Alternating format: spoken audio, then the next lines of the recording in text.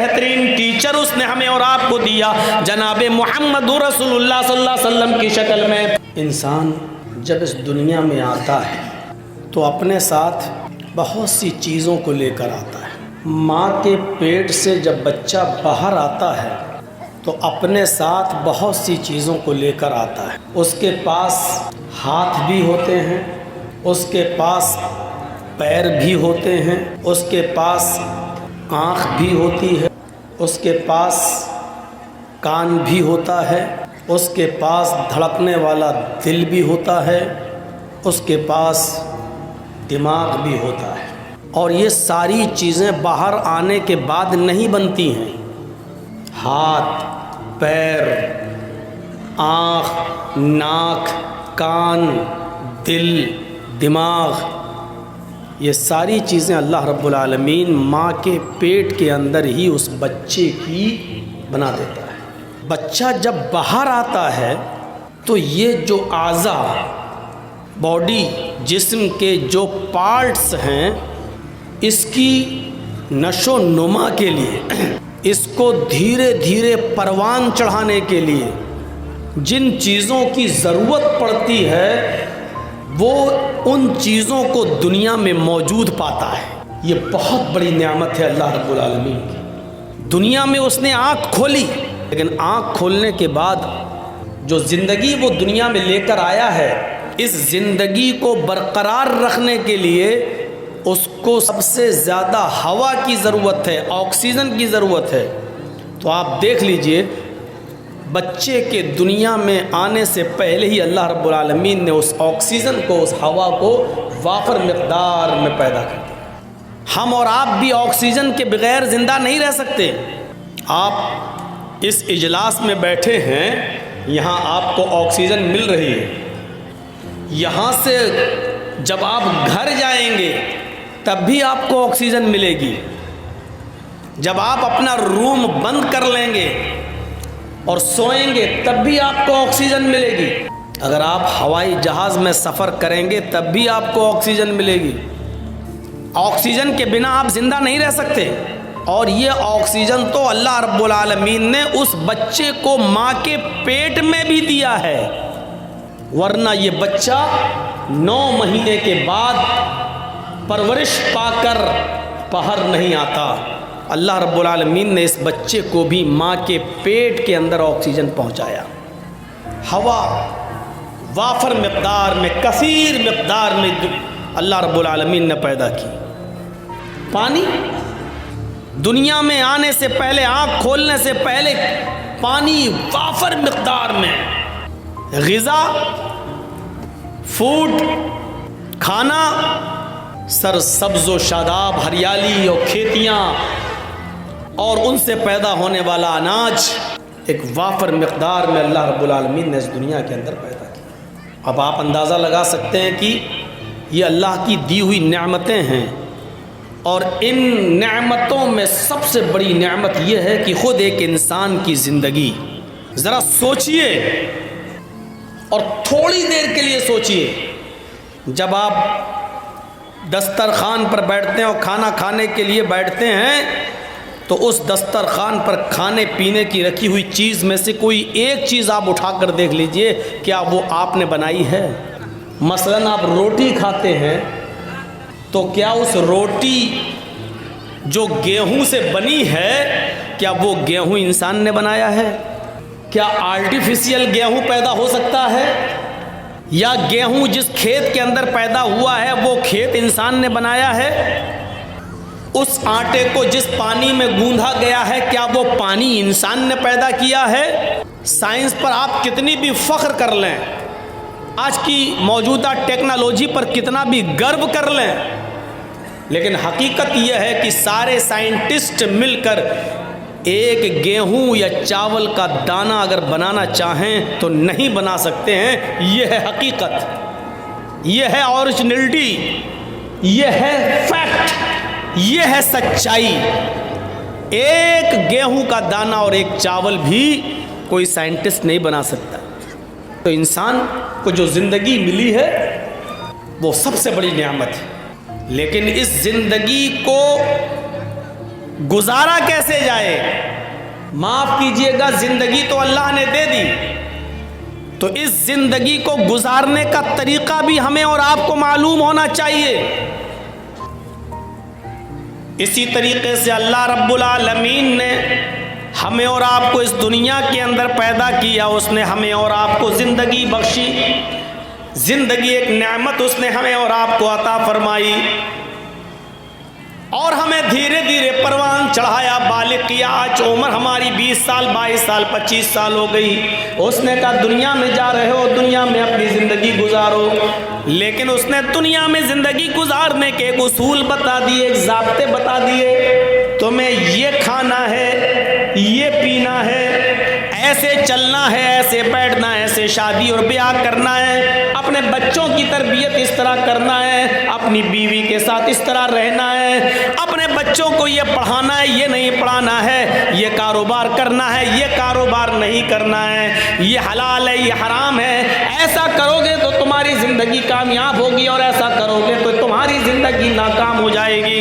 اس نے زندگی گزارنے کے اصول و ضابطے اس نے ہمیں اور آپ کو دے دیے قرآن کریم کی شکل میں، اور اس زندگی کو گزارنے کے اصول و ضابطے بتانے کے لیے ایک بہترین ٹیچر اس نے ہمیں اور آپ کو دیا، جناب محمد رسول اللہ صلی اللہ علیہ وسلم کی شکل میں۔ اب اس ٹیچر کے مطابق، اس ٹیچر کے بتائے ہوئے طریقے کے مطابق اگر آپ پڑھو گے اور سیکھو گے تو اپنی زندگی کو کامیاب بناؤ گے۔ هو الذی بعث فی الامیین رسولا منہم یتلو علیہم آیاتہ ویزکیہم ویعلمہم الکتاب والحکمہ۔ اللہ تو وہ ہے کہ جس نے تمہیں عطا فرمایا، بعث فی الامیین رسولا منہم، امیوں کے اندر سے ایک رسول انہی میں سے نکال کر تمہارے اندر بھیجا، اس نے تمہیں ایک نبی دیا۔ وہ نبی کیا کرتا ہے؟ یتلو علیہم آیاتی، قرآن کی تلاوت کرتا ہے، ویزکیہم، اور ان کو گناہوں کی دلدل سے پاک و صاف کرتا ہے، نکالتا ہے، ویعلمہم الکتاب والحکمہ، اور قرآن و حدیث کا درس دیتا ہے، قرآن و حدیث سکھلاتا ہے۔ یہ زندگی اس نے دی ہے تو زندگی گزارنے کے طریقے بھی بتائے ہیں اور زندگی گزارنے کے اصول بھی سکھائے ہیں، اور وہ کتاب ہے قرآن، اور وہ معلم ہے، وہ ٹیچر ہے محمد رسول اللہ۔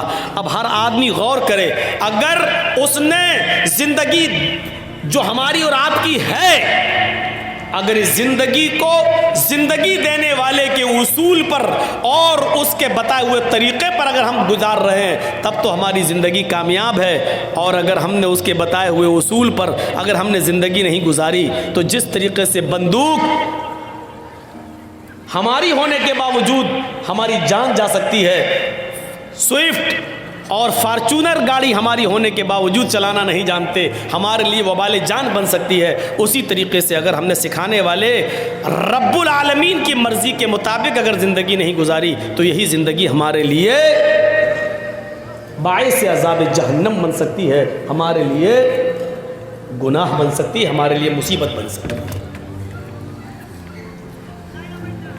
اب آپ سمجھ گئے ہوں گے اس مثال سے بہت اچھی طریقے سے، زندگی ایک نعمت ہے، لیکن اس زندگی کو گزارنا بھی ہمیں اسی طریقے پر، اپنے طریقے پر نہیں، اپنے منمانے طریقے پر نہیں۔ اب جلسہ ہے، اجلاس ہے، اس کا ایک طریقہ بتایا ہے اللہ کے نبی صلی اللہ علیہ وسلم نے، اور صحابہ کا معمول یہ تھا کہ جب نبی اکرم صلی اللہ علیہ وسلم کوئی دینی بات بتایا کرتے تھے تو صحابہ کرام اپنے سروں پر بیٹھی ہوئی مکھی بھی نہیں اڑایا کرتے تھے۔ یہ اس ٹیچر نے ہمیں بتایا ہے۔ آپ چھوٹے چھوٹے بچوں کو دیکھیں گے جو نرسری اور LKG اور UKG میں پڑھتے ہیں، اسکول میں جاتے ہیں، ان کو بھی کلاس میں ہر وقت کھانے اور پینے کی اجازت نہیں دی جاتی ہے، بلکہ 1.5-2 گھنٹہ پڑھنے کے بعد بریک لنچ ہوتا ہے، بریک فاسٹ لنچ، اس میں ان سے کہا جاتا بچوں اب اپنا ٹفن کھولو اور کھاؤ۔ ان بچوں کے لیے بھی اسکول کا مینجمنٹ اور اسکول کا ڈپارٹمنٹ ان چھوٹے چھوٹے بچوں کو بھی ہر وقت کھانے اور پینے کی اجازت نہیں دیتا۔ یہ اتنے بڑے بڑے اونٹ یہاں آئے ہوئے ہیں، جلسے میں بیٹھے ہیں، یہیں پر مونگ پھلی بھی چبا رہے ہیں، یہیں پر چنے بھی چبا رہے ہیں. یہ ہے جلسوں کا مزاج, یہ ہے اس معلم انسانیت کی دی ہوئی ٹریننگ کا ایک حصہ, جو اتنے بڑے بڑے ساڑھ جلسے میں بیٹھے ہوئے ہیں. ان کو اتنی تمیز نہیں کہ قرآن و حدیث جہاں سنایا جا رہا ہے وہاں کیا کھانا چاہیے, کب کھانا چاہیے اور کب نہیں کھانا چاہیے, یہ سب سننا پڑے گا تمہیں. اور ہمت تو دیکھو کہ میرے سامنے کھا رہے ہیں, میرے سامنے منہ چل رہے ہیں, میرے سامنے زبانیں چل رہی ہیں. ان چھوٹے چھوٹے بچوں کو معمولی اسکول کا مینجمنٹ 4 سال اور 3 سال کے بچے کو بھی ہر وقت کھانے کی اجازت نہیں دیتا. کیوں؟ ان کو اصول سکھایا جاتا ہے, شروع سے ٹریننگ دی جاتی ہے. یہ 25-50 سال کے بڈھے بھی اپنا منہ چبا رہے ہیں. یہ ہے ٹریننگ یہاں کی, یہ سیکھا ہے ہم نے اتنی عمر میں. 20 سال سے تو مولانا جرجیز تقریریں کر رہے ہیں. جرجیز صاحب کی تقریروں کا یہ اثر ہوا ہے, یہ سیکھ پائی ہے آج ہماری قوم, یہ سیکھ پائی ہے آج ہماری برادری, یہ سیکھ پایا ہے آج ہمارا اسلامی مینجمنٹ. آپ اندازہ لگا سکتے ہیں. اب تھوڑی دیر کے بعد اٹھیں گے, کسی کو پیشاب لگے گا, کوئی آگے بیٹھے گا تو ڈسٹرب کر کے اٹھے گا. ایک چھوٹا سا بچہ بھی اگر جاتا ہے تو ایک انگلی سے اشارہ کرتا ہے, میم واش روم. تمیز دیکھیے. میں جانتا ہوں کہ میں تقریر کر رہا ہوں, آپ مجھ سے نہیں کہہ سکتے ایک انگلی 2 انگلی, لیکن وہ بچہ ہے جو برداشت نہیں کر سکتا, اس لیے اس کو ٹیچر اجازت دیتی ہے کہ جاؤ بیٹا. لیکن وہی بچہ جب 8 اور 10 سال کا ہوتا ہے, 15 سال کا ہوتا ہے, تو اس کو اجازت نہیں ملتی. گھنٹی بیل پوری ہو, یہ ٹیچر جب پڑھا کر اپنی گھنٹی ختم کرے اس کے بعد آپ جانا, اس بچے کو روکنا پڑتا ہے. لیکن یہاں کوئی سسٹم نہیں ہے. آئے بیٹھے, جب دل چاہا اٹھے اور چلے گئے, اور جب مرضی آئی آئے اور جب مرضی چاہیے ہم چلے گئے. یہ دین جو ہمارے لیے سب کچھ سکھاتا تھا, لیکن آج ہم اتنا بھی نہیں سیکھ پائے. یہ ہے جلسوں کے اصول اور جلسوں کے ضابطے. ہمارے نبی فرماتے ہیں, اگر جمعے کے خطبے میں کوئی آدمی دوران خطبہ مسجد کے اندر اگر کوئی آدمی بول رہا ہو اور اپنی زبان چلا رہا ہو, کسی سے بات کر رہا ہو, اور آپ دیکھ رہے ہیں کہ یہ آدمی بول رہا ہے, تو اس کے باوجود آپ اس سے یہ نہیں کہہ سکتے ہوئے چپ. دیکھ رہے ہیں آپ, مثلا یہ شخص بیٹھا اور بول رہا ہے, اور ہم دیکھ رہے ہیں, اور ادھر مولانا خطبہ دے رہے ہیں, اور ہم دیکھ رہے ہیں یہ بول رہا ہے, تو ہم اس کو یہ نہیں کہہ سکتے چپ. کیوں؟ کیونکہ وہ بھی بول رہا ہے, ہم بھی بول رہے ہیں چپ, تو اور شور ہوگا. پھر ہمیں دیکھ کر تیسرا بولے گا, اور شور ہوگا. اس لیے حدیث میں آیا کہ وہ بول رہا ہے اور خطبہ دینے والا خطبہ دے رہا, اگر اس کی نظر پڑ جائے تو وہ تو اس کو روک سکتا ہے, خاموش چپ رہیے. لیکن پبلک, عوام, سامعین میں سے کوئی اس کو نہیں روک سکتا ہے. یہ ادب بتلایا ہے قرآن و حدیث سننے کا. اب آپ اندازہ لگائیں, آپ یہاں منہ چلائیں گے اور قرآن و حدیث بھی سنیں گے, ایسا ہو سکتا ہے؟ دونوں چیزیں ایسا نہیں ہوتی. یہ جلسہ بھی ایک عبادت ہے جو آپ بیٹھے ہوئے ہیں. جس طریقے سے اللہ اکبر کہنے کے بعد آپ نماز پڑھ رہے ہیں, اب آپ ایک ٹافی نکالیے جیب سے کھائیے, الحمدللہ رب العالمین الرحمن الرحیم مالک یوم الدین. کیا حرج ہے بھائی؟ ٹافی بھی حلال ہے, نماز بھی پڑھتے جائیے اور کھاتے جائیے. نہیں کھا سکتے ہیں نا, کیونکہ تکبیر تحریمہ کہہ دی گئی ہے. تحریمہ کا مطلب کیا ہے؟ اللہ اکبر, اس کو کیا کہتے ہیں؟ تکبیر تحریمہ. تحریمہ کا مطلب ہی ہے اب ہر کام کو حرام کر دیا گیا ہے آپ کے اوپر. اب آپ کا مستشک, آپ کا مائنڈ, آپ کا دماغ صرف اللہ کی طرف لگنا چاہیے. اب آپ عبادت میں شامل ہو گئے, اٹھنا, بیٹھنا, لیٹنا, سونا, جاگنا, کھانا, پینا, یہاں تک کہ بچوں سے بات کرنا, یہ ساری کی ساری چیزیں اب آپ کے لیے حرام ہو چکی ہیں. اب آپ کچھ نہیں کر سکتے ہیں. اس عبادت نے ہمیں یہ درس دیا ہے. اب یہ کب حلال ہوگی؟ جب آپ کہو گے السلام علیکم ورحمۃ اللہ. اس سلام کے بعد اب یہ ساری چیزیں آپ کے لیے حلال ہوں گی. اللہ کے نبی جب خطبہ دیتے تھے, درس دیتے تھے, تو صحابہ اپنے سروں پر بیٹھی ہوئی مکھی نہیں اڑاتے تھے. یہ سکھایا تھا. تو زندگی گزارنے کے اصول سیکھو، جب تک سیکھو گے نہیں یہ زندگی ہمارے لیے وبال جان ہے۔